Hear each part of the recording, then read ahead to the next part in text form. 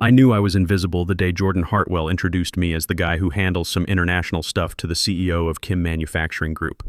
I'm Christopher Walsh, 47 years old, and I had personally negotiated their entry into the U.S. market 6 years ago, spent 3 sleepless months working through compliance with their engineering team, and even shared soju with Chairman Kim's nephew at his wedding in Seoul. But to Jordan, the founder's son who got handed the keys to a $180 million manufacturing company, I was just another warm body in a decent suit. My dad used to tell me stories about Korea. He fought there in the early 50s, came back with a Purple Heart, and a deep respect for people who could rebuild a nation from rubble. "Those folks understand something we've forgotten," he'd say, polishing his combat boots every Sunday. "Honor isn't something you inherit. You earn it one handshake at a time." He taught me Korean phrases during baseball games, made me understand that business across the Pacific wasn't about quarterly reports. It was about generational relationships. 18 years. 18 years of building Midwest Manufacturing Solutions' reputation overseas, earning respect from partners who valued precision over PowerPoints, engineering excellence over startup excitement. While Jordan was running innovation sprints with fresh MBA graduates and motivational posters about disruption, who was the one rewriting technical specifications at 3 a.m. because Seoul operates while the rest of us sleep? When our German suppliers had quality concerns about our steel tolerances, I flew to Munich and spent 2 weeks in their foundries, learning their processes, understanding their standards, brought them back not with presentations, but with proof we could meet their precision requirements. When the Singapore office lost its production manager during a critical contract phase, I held operations together remotely for 6 months, coordinating 3 shifts across 2 time zones until we found the right replacement. No recognition in company newsletters, no LinkedIn posts about cross-cultural excellence, just work, just quiet, steady results that kept the lights on and the contracts flowing. I never wanted the spotlight. I just wanted the respect that comes from doing things right. And for a while, that was enough. Until Richard Hartwell announced his retirement and handed everything to his 28-year-old son, who thought disruption meant ignoring everything that actually worked. Jordan didn't learn the business. He tried to reinvent it. Suddenly, all international operations got consolidated into one department he rebranded as Global Innovation Hub. I wish I was making this up. He wore $300 sneakers to board meetings and pitched strategic partnerships like he was auditioning for a reality show. The first warning sign came during his inaugural all-hands meeting. He stood in front of a slide that said Manufacturing 2.0, beyond boring, and announced that we needed to gamify our international relationships. When our sole liaison, Mr. Park, asked about quality control protocols for the new automotive contracts, Jordan responded, "We'll crowdsource that." I watched Mr. Park's face, saw him write something in Korean in his notebook. Later, he showed me. It translated roughly to, "This will not end well." But I kept my head down. I had a job to do, relationships to maintain, contracts to protect, and now I had one last shot to prove that experience still mattered: the Kim Manufacturing deal. $120 million in foreign investment spread across 18 months, a partnership that would set us up for the next decade in precision automotive components. The delegation was flying in from Seoul to finalize everything, including Chairman Kim's son, Kim Sung-ho himself. I'd nurtured this relationship since Jordan was probably still figuring out the difference between accounts payable and accounts receivable. Kim Sung-ho once told me, during a late dinner in Busan, that his father had built their company on 3 principles: technical excellence, long-term thinking, and absolute respect for partners who demonstrated both.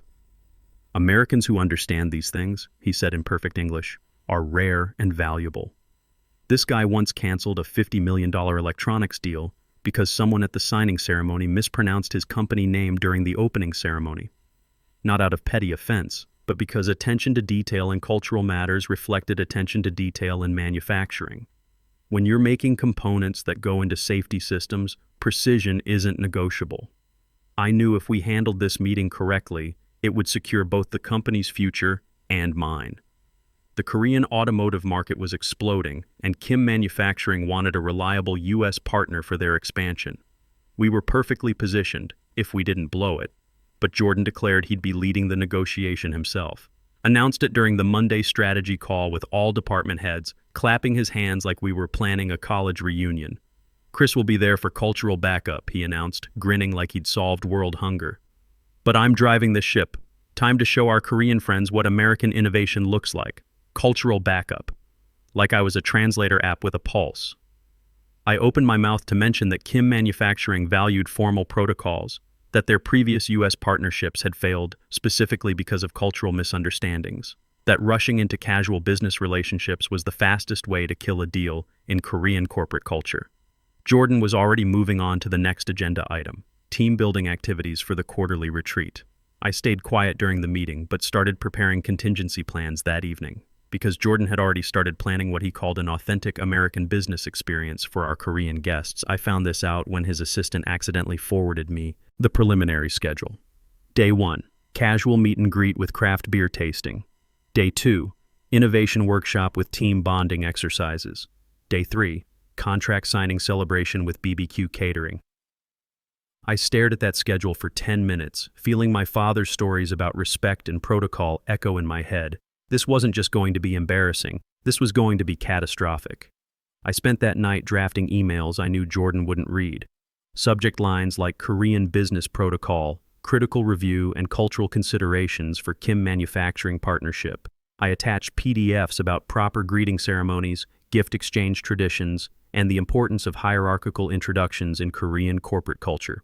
I sent them to Jordan, CCing our legal department, international operations, and strategy team. Not to cover myself, to create a paper trail that might save the deal when everything went sideways. The next morning, I got Jordan's response. Thanks, Chris, got it covered. Let's keep this fresh and authentic. J. Fresh and authentic. Like we were launching a food truck. I tried a different approach. Walked down to his office, the one that used to be his father's, now decorated with startup motivational posters and a ping pong table. Found him practicing his presentation flow in front of a mirror. Jordan, we need to talk about the Kim meeting format. He looked up from his index cards. What about it? Korean business culture has specific expectations. Formal introductions, proper titles, ceremonial elements. These aren't suggestions, they're requirements. Jordan waved his hand dismissively. Chris, I appreciate your input, but we're not going to bore them with outdated formalities. We're going to show them American innovation and energy. That's what they're investing in. They're not investing in energy. They're investing in precision manufacturing capabilities and long-term reliability. Same difference. He turned back to his mirror practice. Trust me, I've got this. My MBA program covered international business extensively.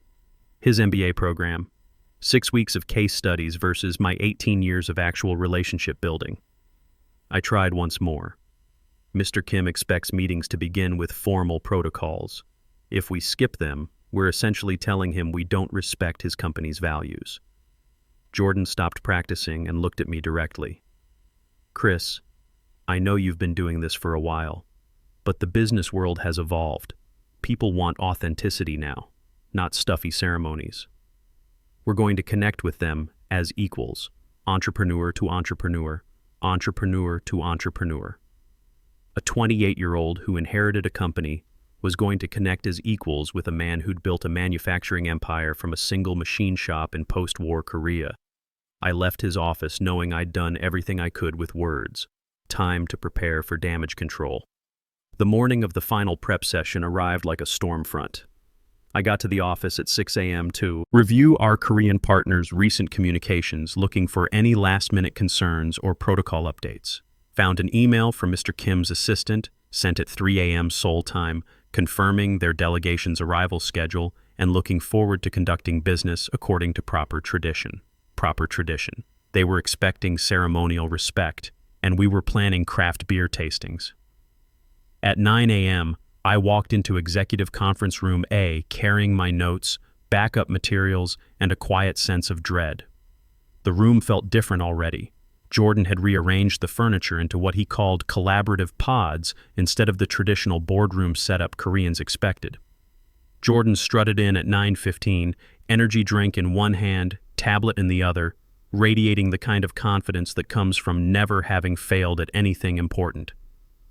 "Morning, team," he announced to the room full of department heads and senior staff. Ready to make some magic happen? Mr. Park, our sole liaison, looked physically uncomfortable. He'd flown in specifically for this meeting, carrying traditional gifts and ceremonial documents that probably wouldn't fit Jordan's collaborative format. All right, everyone, Jordan continued, pulling up his presentation on the wall screen. Let's sync up before our Korean friends arrive. Korean friends. Like we were planning a barbecue. I opened my mouth to suggest reviewing proper introduction protocols. Jordan was already moving ahead. Chris, you're handling logistics today, right? Can you set up the refreshment station? I ordered some of that green tea stuff they like. Oh, and make sure those name cards are perfectly aligned. I read that details matter in Asian cultures.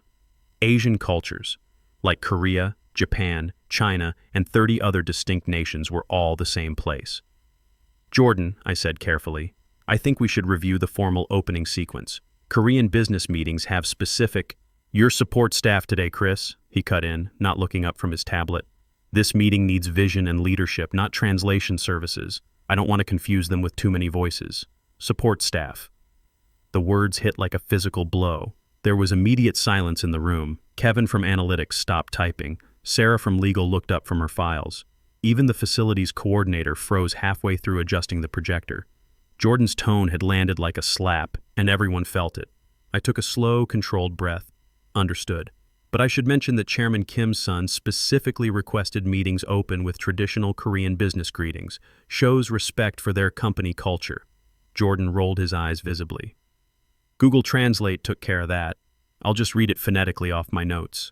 He held up an index card covered with his handwriting. I squinted at it from across the room. He'd written "Annyeonghaseyo" as "Annyeonghaseyo" with emphasis marks that would turn a respectful greeting into something that sounded like baby talk. The pronunciation is actually, I started. Don't overthink this, Chris, Jordan interrupted sharply. I'm the CEO. I set the tone for this company's relationships. We're going to show them authentic American business culture, not some imitation of their traditions. My hands went cold. 18 years of cultural fluency, of understanding that respect and protocol weren't obstacles to overcome, but foundations to build on. Dismissed because Jordan needed to perform leadership for an audience that didn't exist yet.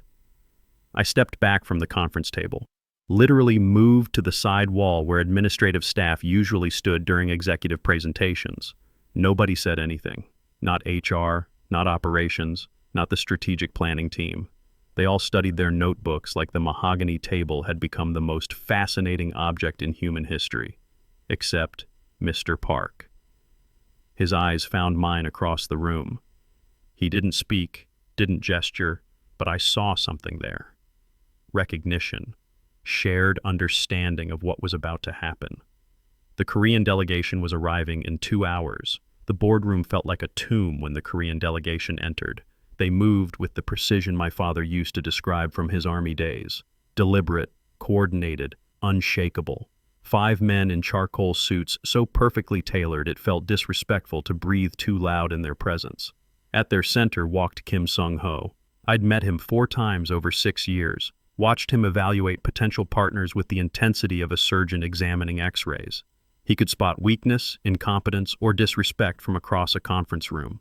His father had trained him in the old ways. Honor first, profit second, relationships above everything.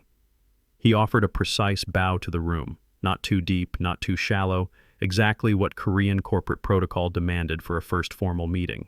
I returned it instinctively from my position at the support staff end of the table, near the door where people sit with backup materials and spare dongles. I had no materials today, just a notepad, a pen, and 18 years of quiet expertise that was about to become very loud. Jordan stepped forward like he was hosting a game show. "Annyeonghaseyo!" he shouted, butchering every syllable with the enthusiasm of a tourist ordering street food. "Welcome to our exciting cross-cultural business adventure." I physically winced. He'd turned a respectful greeting into something that sounded like he was cheering at a sports bar.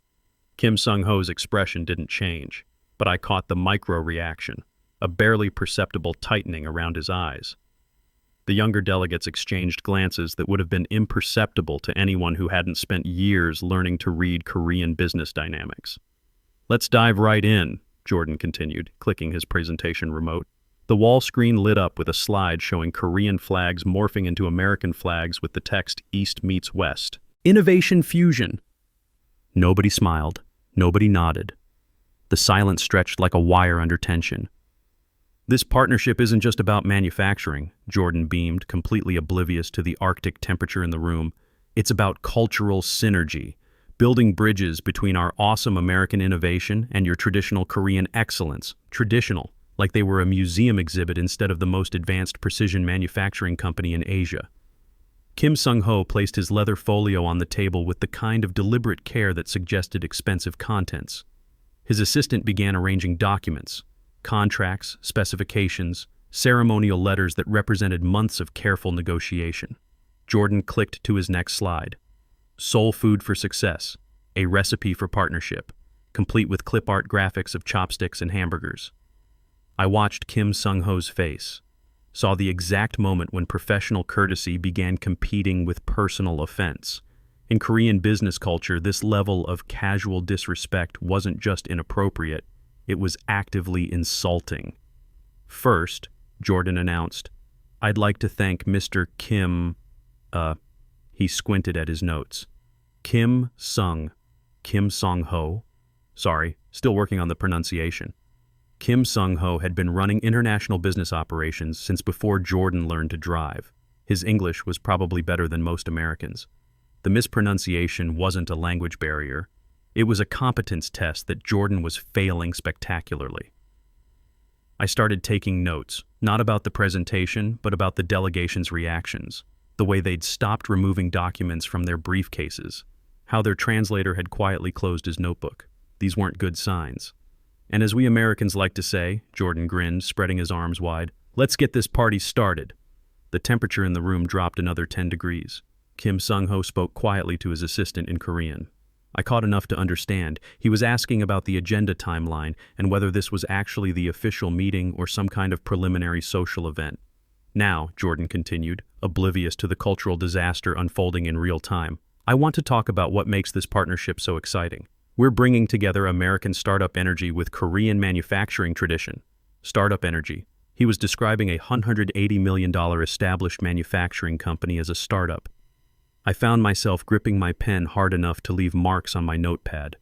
This wasn't just embarrassing anymore. This was going to kill 6 years of relationship building and probably poison any future Korean partnerships for our entire industry. Jordan clicked through slides showing pie charts about innovation synergy and disruption opportunities. Each slide moved further away from the technical specifications and quality protocols that Korean manufacturers actually cared about. And then it happened. Jordan gestured vaguely in my direction without even looking and said, "I'm running this show today. Chris, be a good sport and grab coffee for our guests, would you?" The words hit the room like a physical force, not just the casual dismissal of someone with 18 years of international experience, not just the reduction of a senior professional to coffee-fetching duty in front of foreign partners who'd specifically requested his presence. It was the complete destruction of face, his and mine, in front of people whose entire business culture was built on respect, hierarchy, and proper protocol. Kim Sung-ho's face went completely still. In Korean culture, watching someone disrespect their own senior staff wasn't just awkward. It was a preview of how they'd treat their Korean partners once contracts were signed. The room tilted. Everything went quiet except for the sound of my heartbeat and the distant hum of the air conditioning. I set my pen down slowly, looked across the table at Kim Sung-ho, who was watching this cultural disaster unfold with the analytical precision of someone taking mental notes for a very important conversation with his board of directors. Then I stood up. Jordan was already turning back to his slides, completely unaware that he'd just triggered a chain reaction that would end his international business career. But I wasn't going for coffee. I walked slowly around the conference table, my shoes clicking evenly on the polished floor, not toward the door, not toward the coffee station Jordan had mentioned. I walked to the head of the table, the ceremonial position where senior hosts sit in Korean business meetings. The spot Jordan should have offered to Kim Sung-ho out of respect, but had claimed for himself out of ignorance. And for the first time that morning, I spoke directly to our guests, not in English, not through Jordan's broken interpretation, in flawless, respectful Korean. "Kim Sejang-nim," I began, my head bowed in proper respect. Please accept my sincere apologies for the confusion you have witnessed this morning. The Korean flowed naturally after years of practice, but the formality was deliberate, the kind of language reserved for serious business discussions, not casual conversations. Kim Sung-ho's eyebrows rose slightly. Behind me, I could hear Jordan's presentation remote clicking frantically, but I didn't turn around. The harmony we intended to demonstrate has been disrupted, I continued in Korean. This does not reflect the values your father taught us when we first began working together. I was invoking their family honor, their business legacy, the foundation of everything they'd built. In Korean culture, this wasn't just conversation. It was formal acknowledgement of disrespect and a request for forgiveness. Kim Sung-ho slowly closed his folio. His entire delegation stopped what they were doing and focused completely on our exchange. The room had gone so quiet I could hear the air conditioning cycling. "I remember our dinner in Busan," I said, switching to more personal phrasing while maintaining formal structure. "You told me that your father built Kim Manufacturing on 3 principles: precision in work, respect in relationships, and patience with partners who demonstrate both." Kim Sung-ho's expression shifted almost imperceptibly. Recognition, memory, and something else. Surprised that someone in this room actually understood what mattered. "Our company was built by a man who shared those values," I continued. Richard Hartwell believed that relationships matter more than quarterly reports, that trust takes years to build and seconds to destroy. Behind me, Jordan finally found his voice. "Chris, what the hell are you doing? You can't just—" I raised my hand slightly, not toward Jordan but in the Korean gesture for requesting a moment to finish speaking. Kim Sung-ho caught it immediately and nodded for me to continue. "Today's presentation does not represent the company that has honored your trust for 6 years," I said, my voice carrying the weight of formal apology. "I ask your forgiveness for this failure of respect." Then I switched to English, keeping my eyes on Kim Sung-ho. "Mr. Kim, I believe there has been a fundamental misunderstanding about who you came here to do business with." Kim Sung-ho stood slowly. When he did, his entire delegation rose with him like a synchronized unit. The silence stretched until it became unbearable. Then Kim Sung-ho spoke, his English crisp and deliberate. "We came here to finalize a partnership with professionals who understand the value of precision and respect. Instead, we have witnessed—" He paused, choosing his words carefully. "A performance that suggests neither quality exists here." Jordan stumbled around the conference table, his face red with panic and confusion. "Mr. Kim, please. There's been a misunderstanding. Chris doesn't have the authority to—" Kim Sung-ho held up his hand, not rudely, but with the finality of someone accustomed to being heard. "In Korea, we judge a company by how it treats its most experienced people. Today, we have seen everything we need to see." He turned to me and bowed formally. "Mr. Walsh, thank you for your honesty and your years of professional service. We will not sign this agreement." The delegation began packing their materials with the efficiency of people who'd made their decision and saw no reason to waste additional time. Jordan's mouth opened and closed like a fish. "Wait, please, we can fix this." Chris was out of line, but the deal is still— "The deal," Kim Sung-ho said quietly, "was never with him." They walked out without looking back. The silence that followed wasn't empty. It was crushing. Jordan stood in the middle of it, alone, staring at the door like he could will them to return. I sat back down, folded my hands, and waited. The first email hit my inbox 47 minutes later. "Personal account, no corporate signatures. We would prefer to work with you directly going forward. Please advise. KSH." I stared at it for 5 minutes, then quietly forwarded it to Chairman Patrick Morrison with a single line. "Korean partners are requesting direct communication. Available to discuss." The response came back in 3 minutes. "Conference room A. Now." By the time I reached the boardroom, half the senior staff was already there. Morrison, CFO Anthony Martinez, head of strategy, legal, even risk management. Jordan wasn't invited. "Walk us through what just happened," Morrison said without preamble. I handed him my notepad with the timeline I'd been tracking all morning. Then I opened my laptop and showed them the email chain. Every warning I'd sent, every protocol I'd flagged, every cultural concern Jordan had dismissed. "Mr. Kim specifically requested traditional Korean business protocols," I said calmly. "I documented this in 4 separate emails over 2 weeks, All were marked high priority and copied to relevant departments. Martinez scrolled through the emails on his tablet. Jordan ignored all of these. He told me Google Translate would handle cultural considerations. A few sharp intakes of breath around the table. The Korean manufacturing sector represents 30% of our potential growth over the next 5 years, the strategy head added quietly. If word spreads that we don't respect basic business protocols, Morrison leaned back in his chair. Mr. Walsh, what would it take to repair this relationship?